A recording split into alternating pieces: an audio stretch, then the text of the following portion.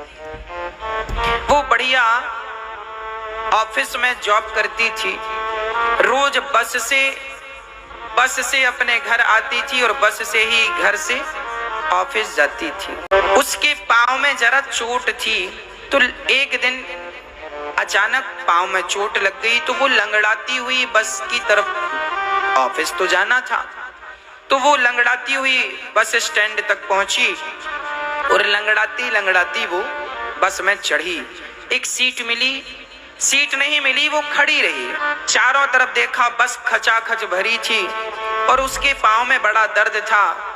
उसकी इच्छा थी कि कोई मुझे अपनी सीट देता तो अच्छा होता।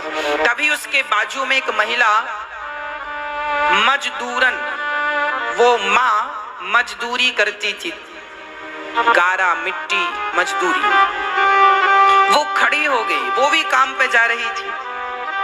वो खड़ी हो गई और कहा, बहन आपके पाँव में दर्द है, आप बैठ जाओ। उसने अपनी सीट दे दी और वो खड़ी हो गई। थोड़ी देर बाद आगे स्टॉप आया तो कुछ यात्री उतर गए, तो बाजू की सीट खाली हुई। तो वो महिला बोली, बहन आओ आप बैठ जाओ। जिसने सीट दी थी उसके लिए उसने कहा, आओ बैठ जाओ।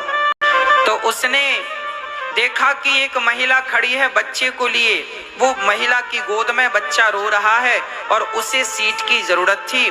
तो वो तिहाड़िन मजदूरन माँ, उसने अपनी फिर से सीट उस माँ को दे दी। फिर गाड़ी चली, आगे स्टॉप में फिर एक सीट खाली हुई, तो उसने हाथ रख लिया, बहन आओ ये सीट खाली है। उसने देखा कि एक बुजुर्ग दादा हैं, उनको जरूरत है, उसने उन्हें भेज दिया।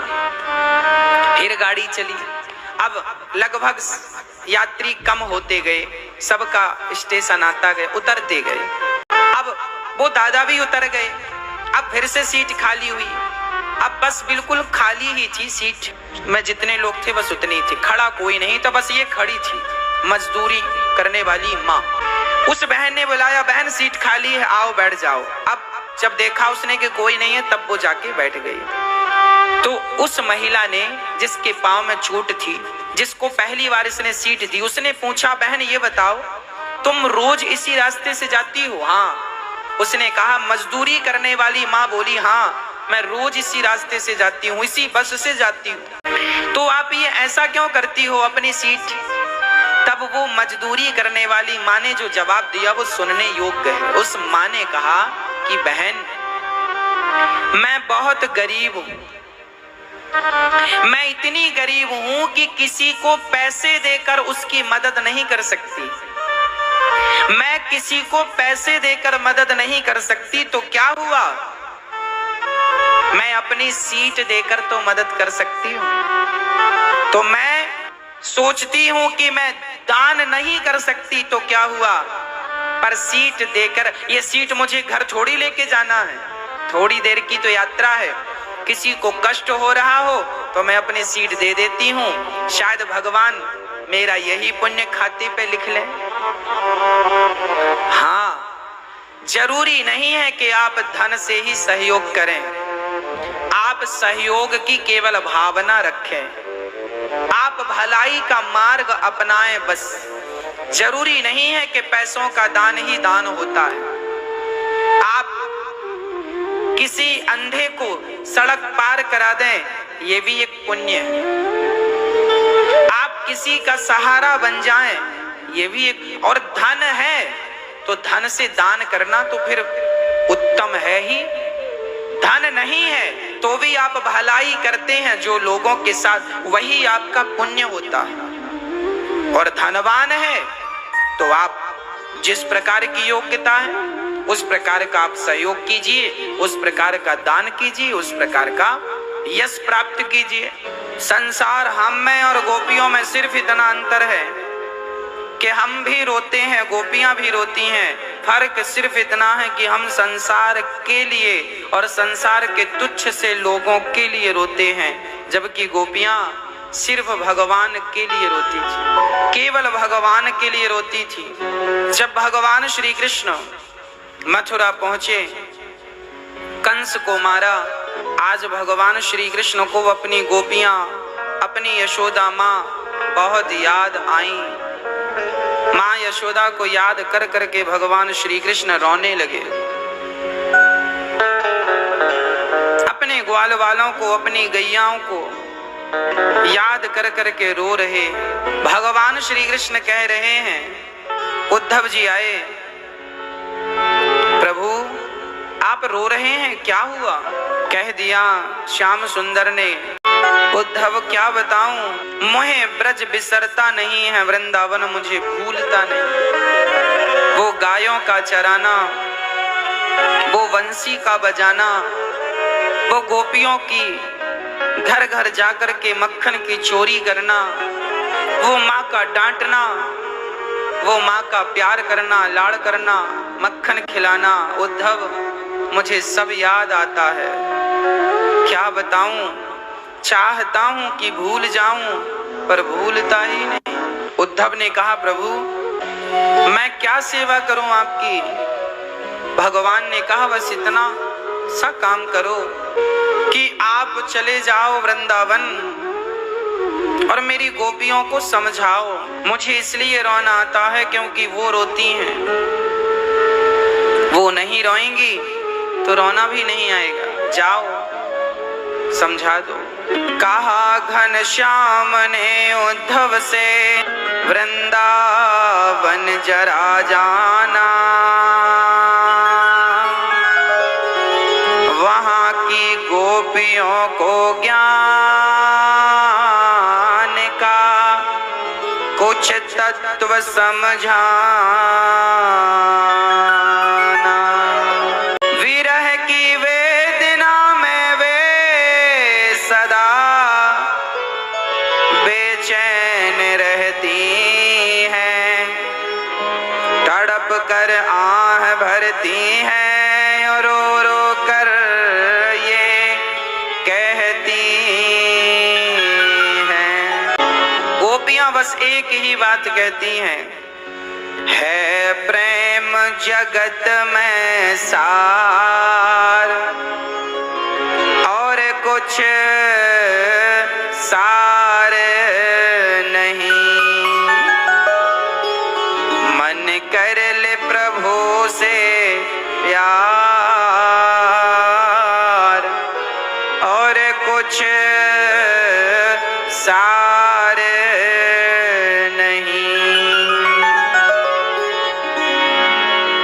गोपियां बस एक ही बात कहती हैं कि प्रेम ही सार है, इसलिए वो भगवान से अत्यधिक प्रेम करती। प्रेम के सिवा कुछ जानती नहीं, कुछ मानती नहीं। उद्धव जी ने कहा, अच्छा ऐसी बात है, मैं समझाऊंगा तो समझ जाएंगी।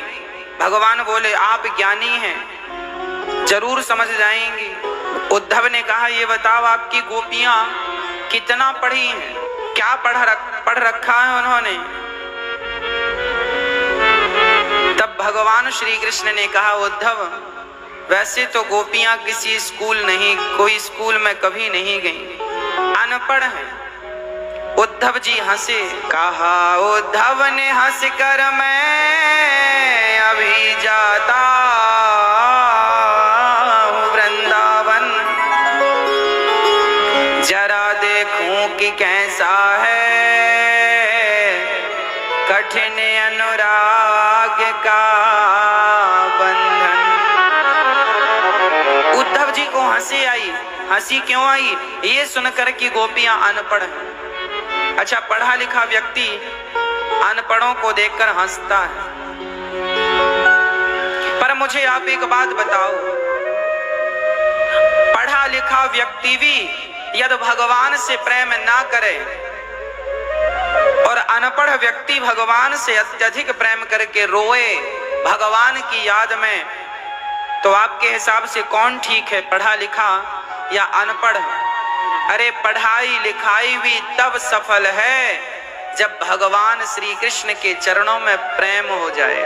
यदि प्रेम हो गया तब तो आपकी पढ़ाई लिखाई सार्थक है, और यदि प्रेम नहीं हुआ तो उस पढ़ाई का कोई अर्थ नहीं। सरस्वती जिसके पास विद्या है, पढ़ाई लिखाई है, टैलेंट, विद्या, विद्या अर्थात सरस्वती।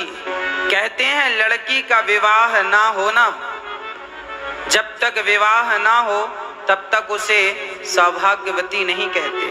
विवाह के बाद ही ये आशीर्वाद मिलता है, सौभाग्यवती भव। लड़की कितनी भी सुंदर हो, कितनी भी सुशील और संस्कारी हो, पर बिना विवाह के वो सौभाग्यवती नहीं मानी जाएगी।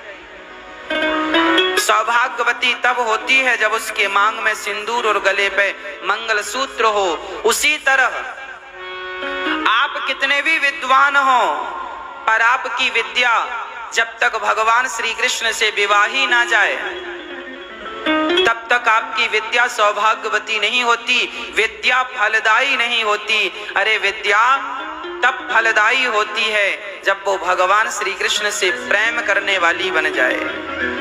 विद्या जब भगवान से प्रेम करने वाली हो जाती है। कोई विद्वान है, कहे कि मैं बड़ा विद्वान हूं, पर तुम विद्वान तो हो, क्या भगवान से प्रेम करते हो?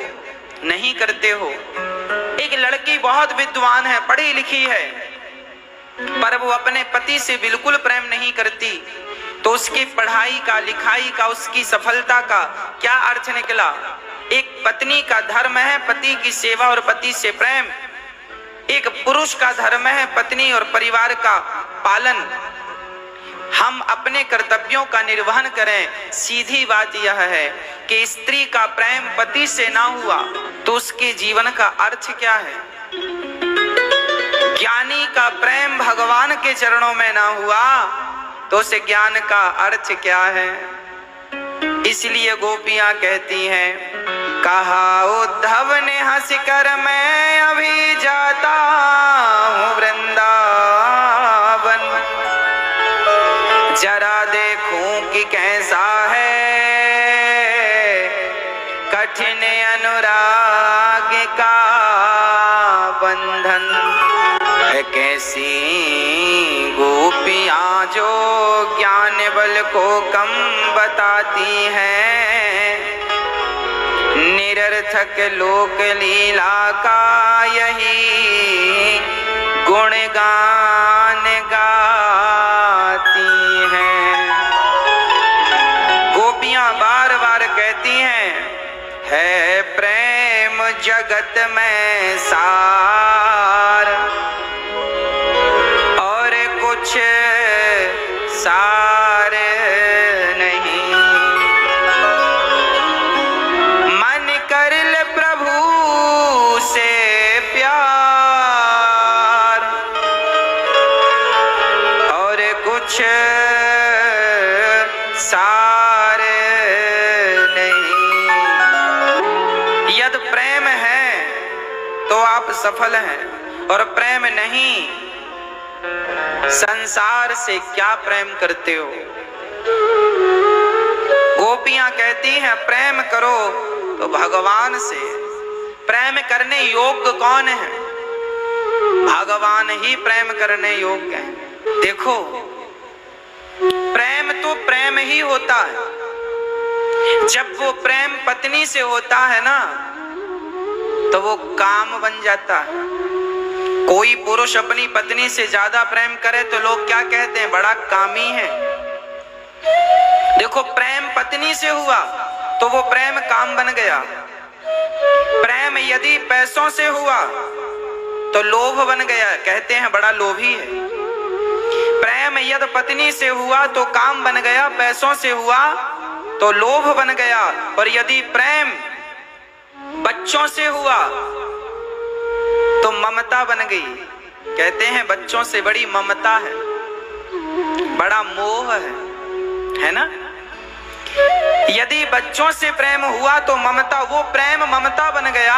और प्रेम यदि खुद के शरीर से हो गया तो प्रेम मोह बन जाता है। मोह, बड़ा कहते हैं ना, व्यक्ति बड़ा मोह में उलझा है, मतलब उलझ गया संसार में, अपने आप में। प्रेम यदि स्वयं से हो जाए, शरीर से हो जाए तो मोह बन जाता है। और सोचो, वही प्रेम यदि भगवान से हो जाए तो वही प्रेम भक्ति बन जाता है। प्रेम तो प्रेम है। आकाश से जब पानी गिरता है तो पानी तो बिल्कुल पानी ही होता है, बिल्कुल एक सा, पर वही पानी की बूंद जब गंगा में गिरती है तो पानी की बूंद गंगा, और नाले में गिरती है तो नाला। और याद रखिएगा, जब पानी की बूंद स्वाति नक्षत्र का पानी जब गिरता है समुद्र में सीपी में, तो वही पानी की बूंद सीपी में गिरे तो मोती बन जाता है। और वही स्वाति नक्षत्र का पानी सर्प भी पीता है। वही पानी यदि सर्प के मुख में चला जाए तो वो जहर बन जाता है। पानी वही है, पात्र बदल गया। पानी वही है, पानी तो बारिश का है, पर सीपी को मिला तो मोती बन गया वही पानी, और सर्प को मिला तो जहर बन गया वही पानी। पानी तो पानी है, पात्र बदलते गए। उसी प्रकार प्रेम तो प्रेम है। पत्नी से करोगे तो वासना हो जाएगी, काम हो जाएगा। बच्चों से करोगे तो ममता हो जाएगा वो प्रेम। पैसों से करोगे तो लोभ हो जाएगा वो प्रेम। शरीर से करोगे तो मोह हो जाएगा वो प्रेम। और भगवान से करोगे तो भक्ति हो जाएगा वो प्रेम। प्रेम प्रेम ही है, पर पात्र बदलते गए तो उसकी स्थिति बदलती गई। अब आप डिसाइड कीजिए कि आपको प्रेम किससे करना है। आप अपने प्रेम को वासना बनाना चाहते हैं तो संसार से प्रेम कीजिए, और अपने प्रेम को भक्ति बनाना चाहते हैं तो भगवान से प्रेम कीजिए। हम ये नहीं कहते कि संसार के लोगों को प्रेम ना कीजिए, कीजिए। 100 में से 90% प्रेम भगवान से करो और 10% संसार के लोगों को दे दो, बांट दो। हम तो कहते हैं 100 की 100% प्रेम भगवान से करो। संसार के लोगों को तुम्हारे प्रेम की जरूरत ही नहीं है। संसार के लोग तुम्हारे प्रेम की जरूरत नहीं समझते। अरे संसार के लोगों को तुम्हारी जरूरत है, वो भी इसलिए कि तुम कमाते हो। तुम कमाना बंद कर दो, दुत्कारने लगेंगे लोग। आज कमाते हो, सहारा हो, तो लोग सिर पे बिठाते हैं, पलकों पे बिठाते हैं। कोई प्रेम नहीं करता तुमसे। तुम्हारी इनकम, तुम्हारी कमाई, तुम्हारे पैसे से जगत को प्रेम है। प्रेम भगवान से करो। संसार प्रेम के योग्य नहीं है। संसार बड़ा ठग है, तुम्हारा यूज करना जानता है बस। इससे ज्यादा संसार की स्थिति कुछ नहीं है। एक बात बताओ, पति मरता है तो पत्नी रोती है, पति मर जाए तो पत्नी रोती है। जरा पूछो कि पत्नी क्यों रोती है? पत्नी कभी इसलिए नहीं रोती कि मेरा पति मर गया। पत्नी हमेशा इसलिए रोती है कि अब इनके बाद मेरा पालन कौन करेगा। मतलब चिंता मरने के बाद मरने वाले की चिंता नहीं है, अपने पालन की चिंता है कि अब मेरा क्या होगा, मेरे बच्चों का क्या होगा। मतलब तुम्हारे मरने का कोई गम नहीं है। तुम चले गए तो तुम्हारे बाद उनका क्या होगा, इसलिए जमाना रोता है। और तुमको लगता पत्नी रो रही है। पत्नी इसलिए नहीं रो रही है कि तुम चले गए, पत्नी इसलिए रो रही है कि तुम्हारे जाने के बाद उनके बच्चों का क्या होगा। वो अपने स्वार्थ के कारण रोती है। बेटा मर गया तो माँ रोती है। माँ इसलिए नहीं रोती कि बेटा मर गया, बल्कि माँ इसलिए रोती है कि मेरे बेटा मर गया, अब मुझे बुढ़ापे में कौन सहारा बनेगा, कौन सहारा देगा। मतलब सबके रोने के पीछे स्वयं का अपना अपना स्वार्थ है। सच्ची कहता हूँ, बात सत्य है पर कड़वी है। सारी दुनिया केवल स्वार्थी है। कोई नहीं रोता तुम्हारे लिए। तुम आज मर जाओ, क्या पड़ी है किसको। जमाना अपने स्वार्थ के लिए रोता है। बेटा मर जाए तो बाप इसलिए रोता है मेरा सहारा कौन बनेगा, और बाप मर जाए तो बेटा इसलिए रोता है कि मुझे कौन पढ़ाएगा लिखाएगा, कौन मेरी इच्छाएं पूरी करेगा। सारी दुनिया अपने स्वार्थ से रोती है, और हमें ये लगता रहा हमारे लिए रो रहे हैं, हमारे लिए रो रहे हैं। इसलिए कहता हूँ संसार में प्रेम ना बांटो, प्रेम भगवान से करो। संसार को स्वार्थ है पैसों का, पैसे देते रहो देते रहो देते रहो। ये संसार के लोग पैसे से खुश रहते हैं। ये संसार के लोग हैं केवल स्वार्थ करना जानते हैं। स्वार्थ लाग करें सब प्रीति, सुर नर मुनि जन की यह रीति। सब स्वार्थी हैं, केवल स्वार्थ सिद्ध करना जानते हैं, अपना अपना केवल स्वार्थ। इसलिए बहकावे में ना जाना संसार के। सच्चा प्रेम भगवान के चरणों में कीजिए। भगवान से love is God, God is love, Krishna ही प्रेम है, प्रेम ही कृष्ण है। प्रेम भगवान से कीजिए। हाँ, मैं ये नहीं कहता कि अपनी जिम्मेदारियां ना निभाओ, जिम्मेदार बच्चे हैं, पढ़ाओ लिखाओ, जिम्मेदारियां बराबर निभानी चाहिए, पर बाहर से जिम्मेदारियां निभाओ, कर्म करते रहो, पर अंदर से प्रेम भगवान में ही रहे।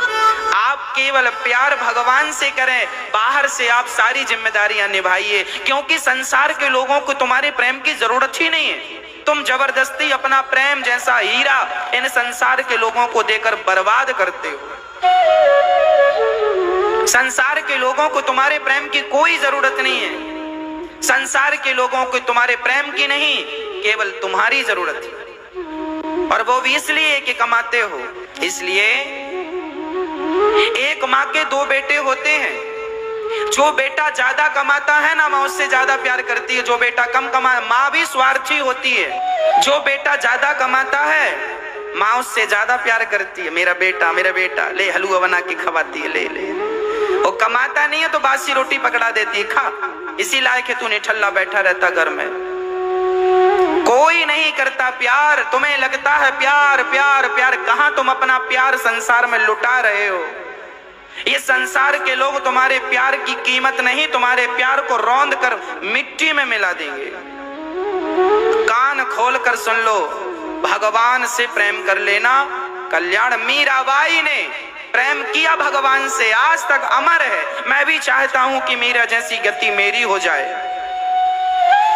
अमर हो गई वो भगवान। नरसिंह मेहता भगवान से प्यार करके अमर हो गए, और तुम लोग अभी बेटा बेटी, नाती पोता, पत्नी और पति से प्यार करने में लगे हो। तुम्हारे जैसे कितने मर गए संसार में आकर, संसार के लोगों से प्यार करते करते।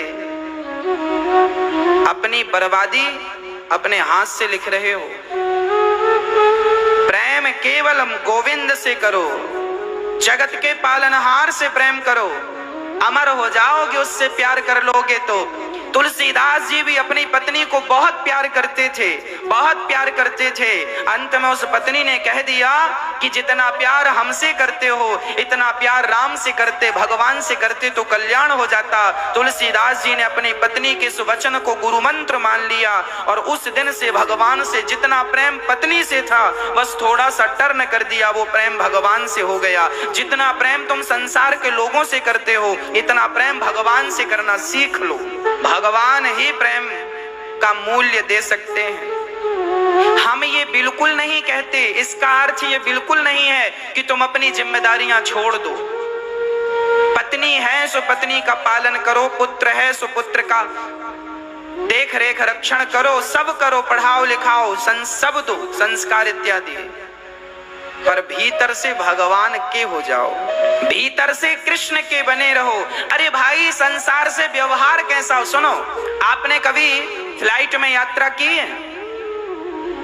फ्लाइट में जब आप बैठते हैं ना, उड़ती है फ्लाइट। एरोप्लेन में जब आप बैठते हैं तो वहां एरोप्लेन में बहुत सारे लोग होते हैं, काम करने वाले, कुछ लड़के होते हैं, कुछ लड़कियां होती हैं। आप बुलाइए, वहां एक बटन होती है, उसको दबा दीजिए ना तो तुरंत मैडम आती है, सर क्या चाहिए, सर बताएं क्या चाहिए।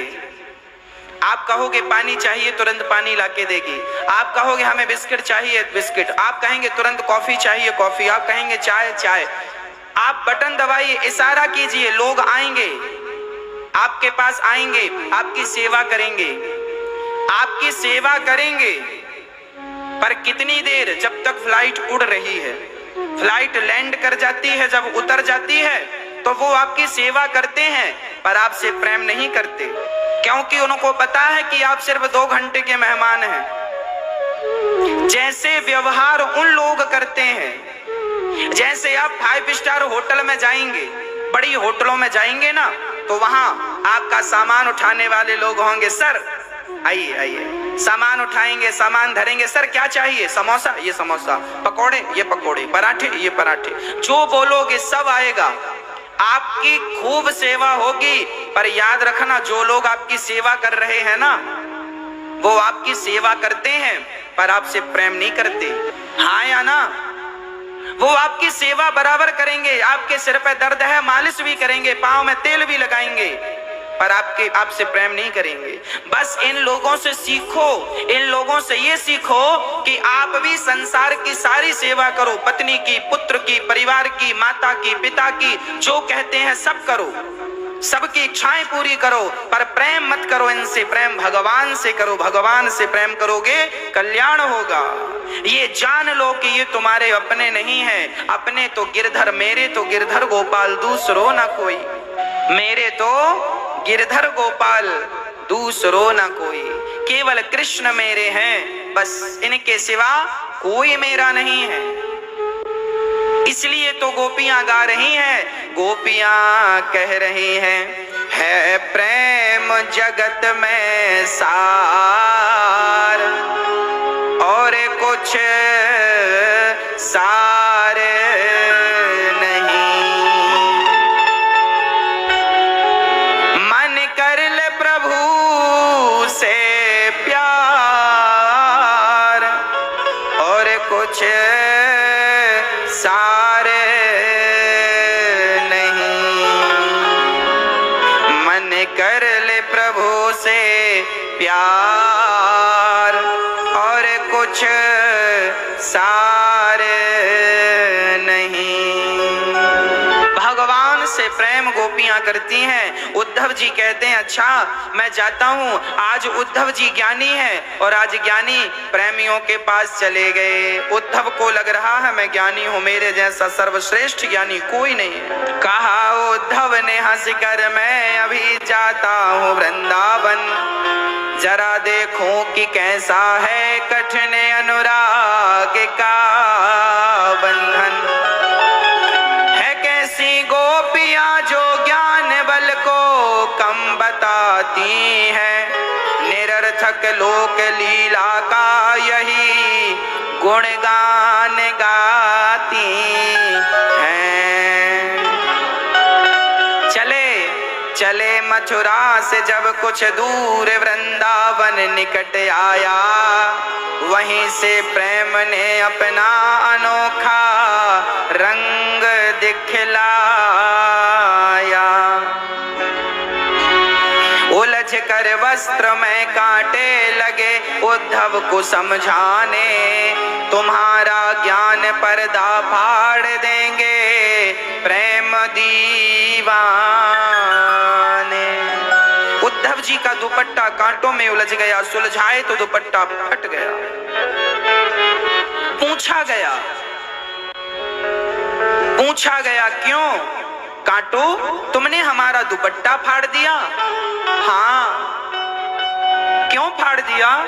कांटों ने कहा तुम ज्ञान की पोथी लेकर आए हो और जैसे हमने तुम्हारा दुपट्टा फाड़ा है, हमारी गोपियां तुम्हारे ज्ञान का पहाड़ा फाड़ देंगी, क्योंकि ये ज्ञान की नहीं, ये तो प्रेम की नगरी है। ये वृंदावन ज्ञान की नगरी नहीं है। यहाँ ज्ञानी नहीं, यहाँ प्रेमी रहते हैं, प्रेमी। और सबसे बड़ा प्रेम ही ज्ञान है। भगवान के चरणों में प्रेम हो जाना ही ज्ञान है, और ज्ञान होकर भगवान के चरणों में प्रेम ना हुआ तो वो ज्ञानी नहीं, वो मूर्खता है। नैष्कर्म्यप्यच्युत भाव वर्जितम न शोभते ज्ञान मलम निरंजनम।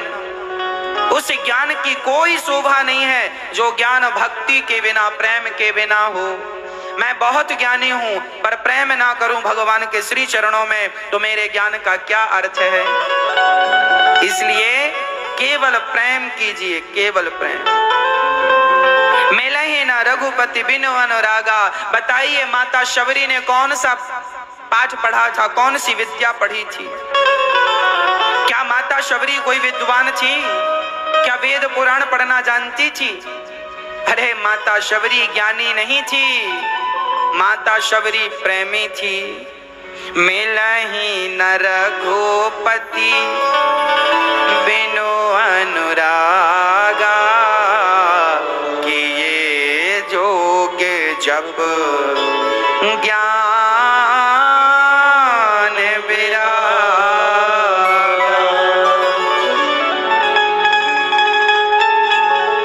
राम ही केवल प्रेम प्यारा,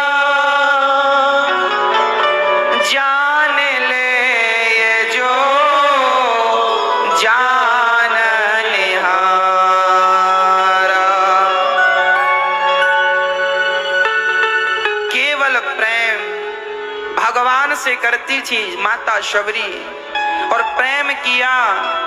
जवानी गुजर गई इंतजार में, भगवान का इंतजार कर रही हैं, कब आएंगे मेरे राम, आंखों को इंतजार है सरकार आपका।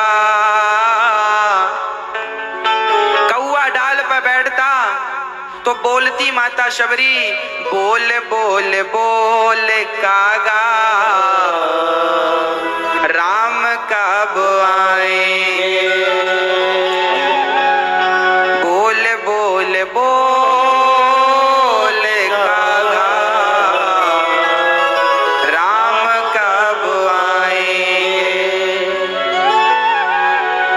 किसी ने कहा राम जी आएंगे तो कौआ से क्यों पूछ रही हो? बोले कौआ ऊपर बैठा है, ऊपर बैठकर दूर तक देख सकता है, राम जी आ रहे होंगे तो मुझे सूचना देगा, मैं इंतजार कर रही हूँ। तब शबरी कहती, जब राम जी का कोई संदेशा नहीं मिला तो शबरी उदास होकर बैठी और माता शबरी कह रही हैं, आए नहीं राम जी, लगाई कहाँ देर रे, आए नहीं राम जी, लगाई कहाँ देर रे, शबरी ने रखे हैं चुन चुन के बेर रे, शबरी ने रखे हैं चुन चुन के बेर रे। किसी ने कहा राम जी आएंगे तो क्या करोगी? बोले राम जी आएंगे हम जंगल को जाएंगे, जंगल में जाके मीठे मीठे बेर लाएंगे और बेरों का भोग अपने राम को लगाएंगे, बेरों का भोग अपने राम को लगाएंगे, बोल बोल बोल कागा, राम कब आएंगे। माता शबरी इंतजार रोज झाड़ू लगाती, बस आंखें भी अरे बुढ़ापे में कम दिखता है। शबरी रोती, हे राम आ जाओ, मेरी आंखों में दिखना बंद हुआ और तब आए तो मैं आपको कैसे देखूंगी, आंखों की रोशनी जा रही है राम, आ जाओ, कहीं आंखों ने देखना छोड़ दिया और तब आए तो मैं कैसे देखूंगी राम, आ जाओ, आंखों को इंतजार है सरकार आपका। भगवान श्री कृष्ण का संदेशा लेकर जब उद्धव जी गए तो उद्धव जी महाराज वृंदावन गए, माँ यशोदा से मिले। माँ यशोदा ने देखा, अरे मेरा कृष्ण आया है। उद्धव ने कहा, माँ मैं कृष्ण नहीं, मैं उनका मित्र उद्धव हूँ। बताओ उद्धव बेटा, क्या मेरा कृष्ण निर्दयी हो गया है? क्या उसे अपनी माँ की तनिक भी याद नहीं आती? उद्धव पूछ लेना अपने कृष्ण से, मैंने कौन सा अपराध किया है जिसके कारण वो मुझे छोड़कर चला गया? उद्धव तुम जानती हो मैं जिंदा क्यों हूं? उद्धव ने कहा, मां मैं नहीं जानता। मां यशोदा ने कहा, बेटा उसने जाते वक्त कहा था कि मां मैं 2 दिन में आ जाऊंगा। मैं अभी तक इसलिए नहीं मरी उद्धव कि मैं मर गई और मेरा कृष्ण 2 दिन बाद आया तो फिर वो मां कहकर किसे पुकारेगा? माखन मांगेगा सो कौन देगा? इसलिए मैं अभी तक मरी नहीं हूं। उद्धव बस तू इतना बता दे कि वो आएगा कि नहीं। यदि नहीं आए सो मैं शरीर छोड़ दूं, जी कर क्या करूंगी। अब तो हमारा ये शरीर हमें भार लगने लगा है, कृष्ण के बिना ये जीवन भार है। जैसे जब पति होता है ना, तो स्त्री का श्रृंगार श्रृंगार होता है। पति है तो उसके मांग में सिंदूर भी अच्छा लगता है, गले में बढ़िया हार भी अच्छा लगता है, बाजूबंद भी और चूड़ियां भी अच्छी लगती हैं। पर जब पति चला जाता है संसार छोड़कर, तो पतिव्रता नारी जो होती है वो श्रृंगार नहीं करती। किसी ने पूछा क्यों, कल तक तो बहुत सज धज के खड़ी रहती थी, आज पति नहीं है तो श्रृंगार क्यों नहीं किया। उस स्त्री ने कहा जब पति था तो श्रृंगार शोभनीय थे, वो आभूषण पहनकर मैं और भी सुंदर लगती थी, पर जब से पति गए हैं तो वो आभूषण मेरे लिए अब तो केवल भार बन गए। वो आभूषण मेरे लिए केवल भार बन गए हैं। जैसे पति के जाने के बाद आभूषण भार हो जाते हैं, उसी के प्रकार भगवान के प्रेम के बिना ये शरीर एक भार है। आपने भगवान से प्रेम नहीं किया तो आपका शरीर एक बोझा है जो ढो रहे हो व्यर्थ का।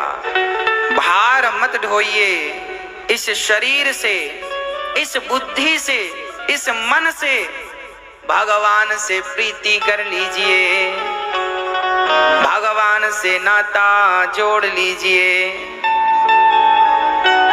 उद्धव जी कह रहे हैं मां मरना मत, वो कह के गए हैं तो आएंगे। ये कहकर उद्धव जी वहां से चले। गोपियों ने भी यही कहा कि कहा था आऊंगा, अभी तक नहीं आए, अभी तक नहीं आए। एक सखी रोने लगी, सुनो कह के गए थे श्याम सुंदर आऊंगा, 2 दिन का कहा था, आज तो वर्षों बीत गए, अभी तक नहीं आए। तो दूसरी बोली आएगा कहा था, तू धैर्य रख। दूसरी सखी ने कह दिया आशा रख पगली आएंगे। ऐ मेरे श्याम लौट के आजा, बिन तेरे जिंदगी अधूरी है। आके तो देख मेरी हालत को, बिन तेरे हर खुशी अधूरी है।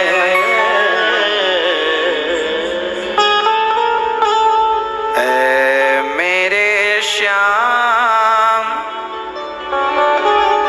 लौट के आजा,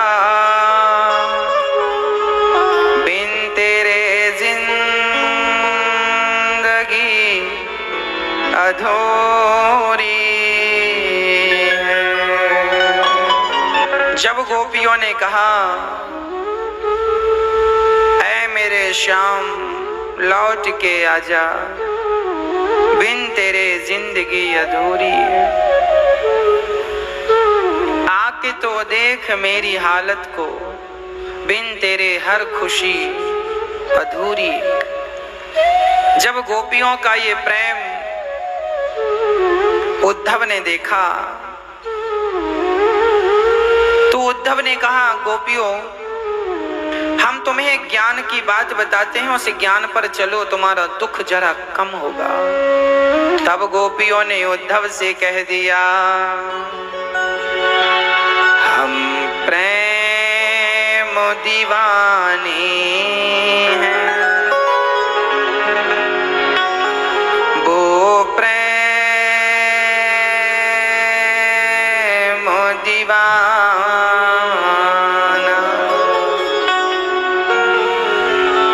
ऐ उद्धव हमें ज्ञान की पोथी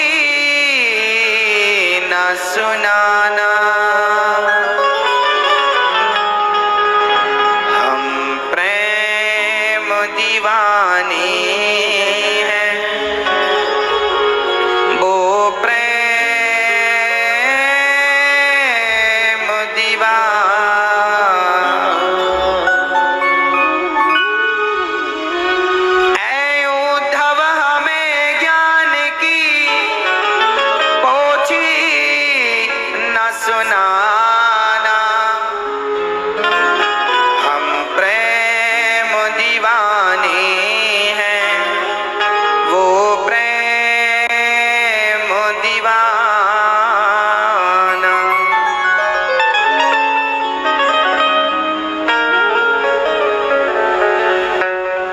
तन मन जीवन श्याम का, श्याम हमारा काम, रोम रोम में रम रहा वो मत वाला श्याम। इस तन में अब योग का, इस तन में अब योग का नहीं कोई ठिकाना। ऐ उद्धव हमें ज्ञान की पोथी न सुनाना, हम प्रेम दीवानी हैं, वो प्रेम दीवाना। पोथी पढ़ पढ़ जग हुआ पंडित भया न कोई, ढाई अक्षर प्रेम का पढ़े सो पंडित हो। हम प्रेम दीवानी हैं, वो प्रेम दीवाना। ये प्रेम की बात है उद्धव, बंदगी तेरे बस की नहीं। आए थे ज्ञान समझाने, गोपियों ने प्रेम का ऐसा पाठ पढ़ाया, उद्धव जी चारों कोने चित्त हो गए।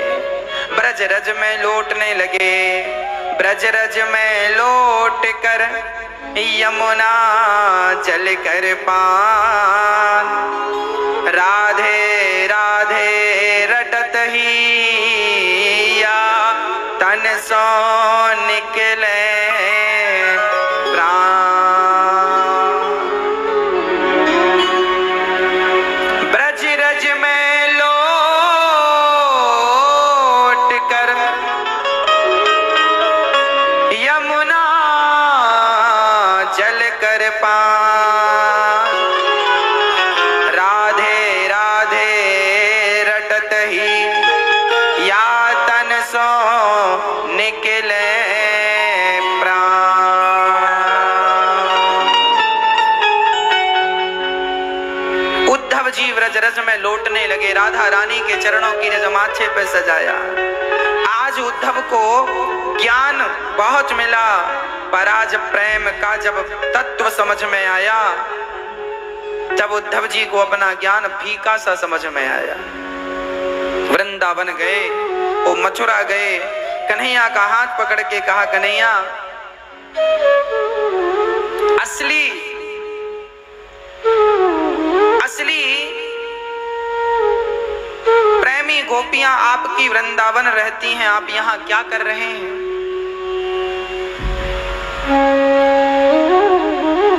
हाथ पकड़ कर ले जाने लगे, तब श्याम सुंदर के हृदय में सारे ब्रजमंडल का भगवान ने दर्शन कराया। उद्धव का अज्ञान मिट गया। उद्धव ने कृष्ण को और वृंदावन को दो समझ रखा था, जबकि वृंदावन ही कृष्ण है और कृष्ण ही वृंदावन।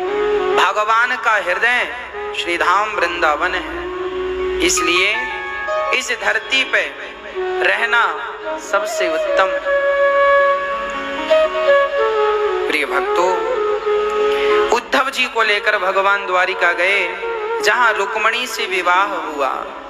भगवान का दूसरा विवाह जाम्बवती से, भगवान के प्रथम पुत्र हुए। हाँ,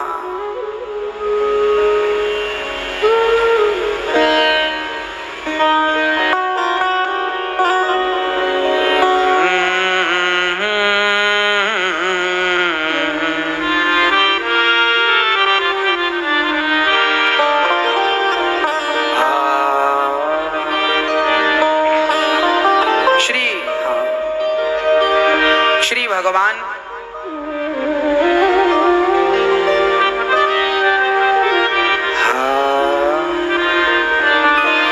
नीरे गारे सा। अब भगवान श्री कृष्ण बड़े प्रेम से अपनी पत्नियों के साथ रहते हैं। पहला विवाह रुक्मणी जी से हुआ। रुक्मणी जी के पुत्र का नाम हुआ है प्रद्युम्न।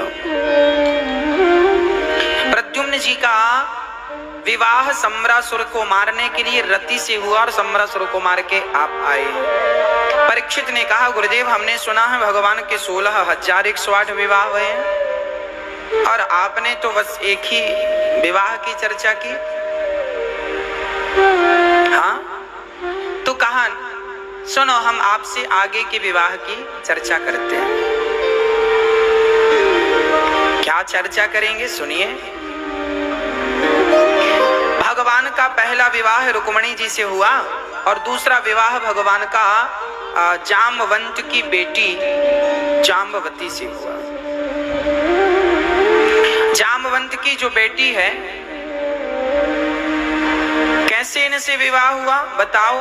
तब कहा कि जाम्बवंत जी त्रेता युग वाले जाम्बवंत हैं। इन्होंने भगवान राम से कहा मेरी बेटी से विवाह कर लो। भगवान ने कहा मैं एक पत्नी व्रता हूं, अगले जन्म में करूंगा। वही जाम्बवंत की बेटी इस जन्म में भगवान से दूसरा विवाह करती हैं। अच्छा, जाम्बवंत जी से भगवान जाम्बवंत जी तक पहुंचे कैसे? तो जाम्बवंत तक पहुंचने तक की भी एक कथा है। द्वारिका में भगवान श्री कृष्ण के भक्त रहते थे, नाम था सत्राजित। आसित सत्राजितः सूर्यो भक्तस्य परमः सखा प्रीतस्तस्मै मणिं प्रदात् सूर्यस्तुष्ट्यः स्यमन्तकम्।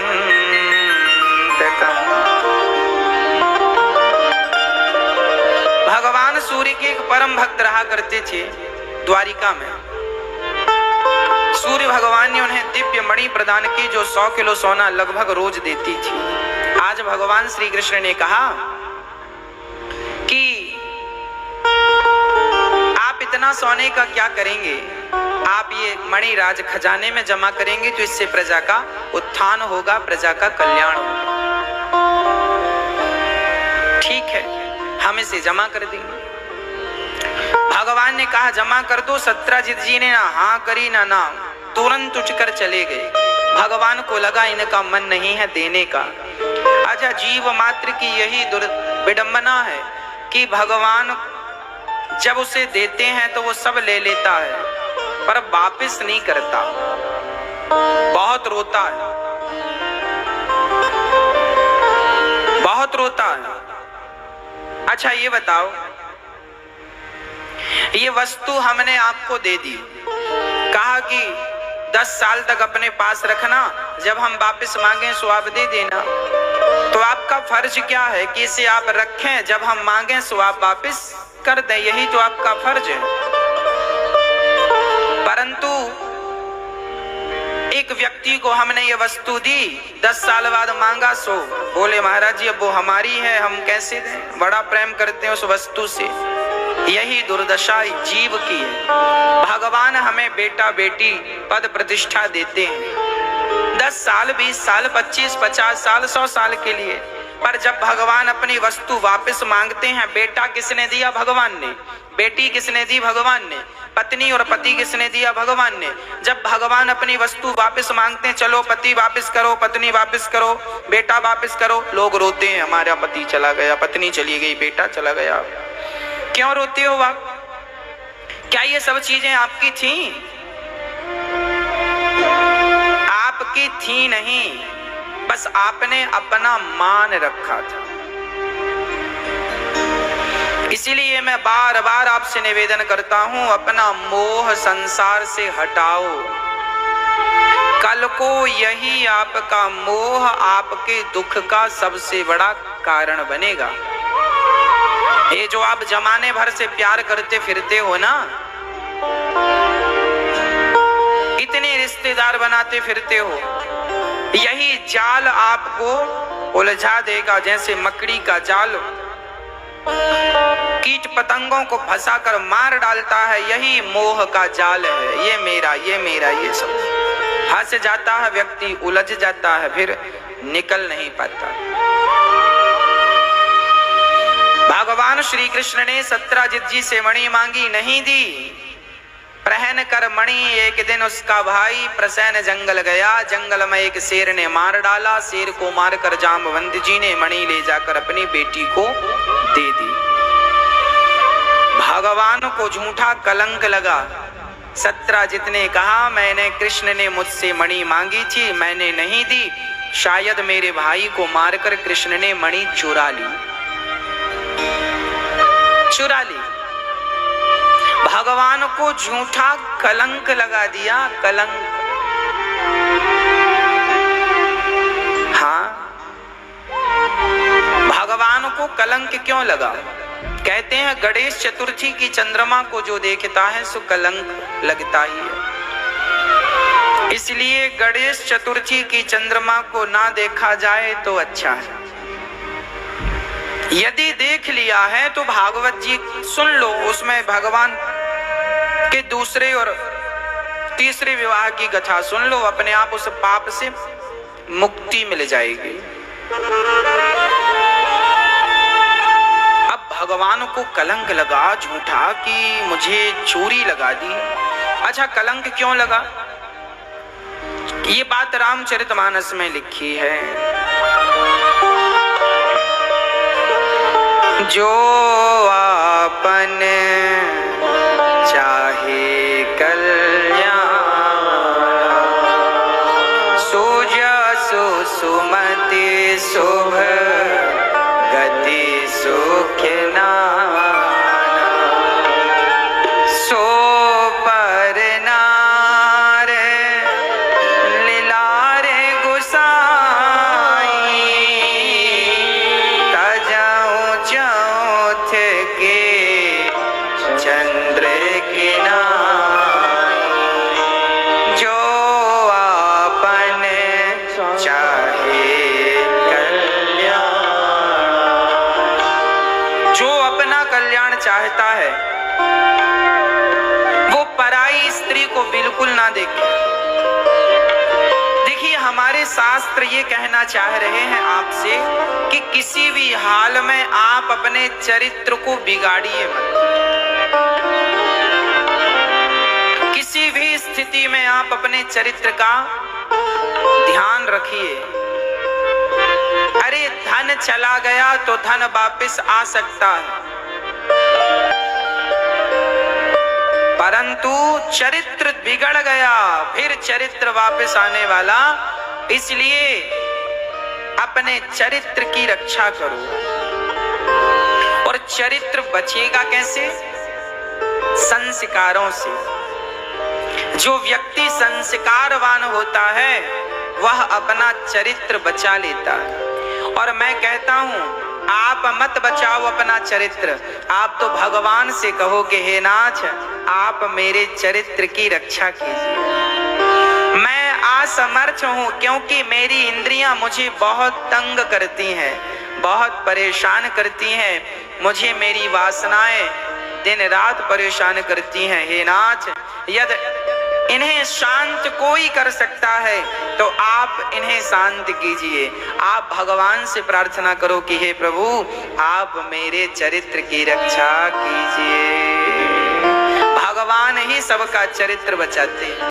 आज पूज्य श्री अनिरुद्धाचार्य जी महाराज ने हम सभी लोगों को बहुत ही उत्तम एवं शिक्षाप्रद कथा सुनाई है। आशा करता हूँ कि इस शिक्षाप्रद कथा से हम सभी लोग कुछ न कुछ शिक्षा अवश्य ग्रहण करेंगे और अपने जीवन को सुखी और सात्विक बनाने का प्रयास करेंगे। मित्रों, अगर आपको यह शिक्षाप्रद कथा पसंद आई हो तो वीडियो को लाइक करें और अधिक से अधिक लोगों को शेयर भी करें, जिससे और भी लोग महाराज जी की इस शिक्षाप्रद कथा से शिक्षा लेकर अपने जीवन को सुखी बना सकें। मित्रों, अगर आपने अभी तक हमारे चैनल को सब्सक्राइब नहीं किया है तो हमारे चैनल को तुरंत सब्सक्राइब भी कर लें, जिससे आपको नोटिफिकेशन के माध्यम से महाराज जी के शिक्षाप्रद कथा तुरंत प्राप्त हो सकें। मित्रों, तो कल फिर किसी शिक्षाप्रद कथा के साथ आप लोगों के समक्ष प्रस्तुत होंगे। तब तक के लिए जय श्री राधे।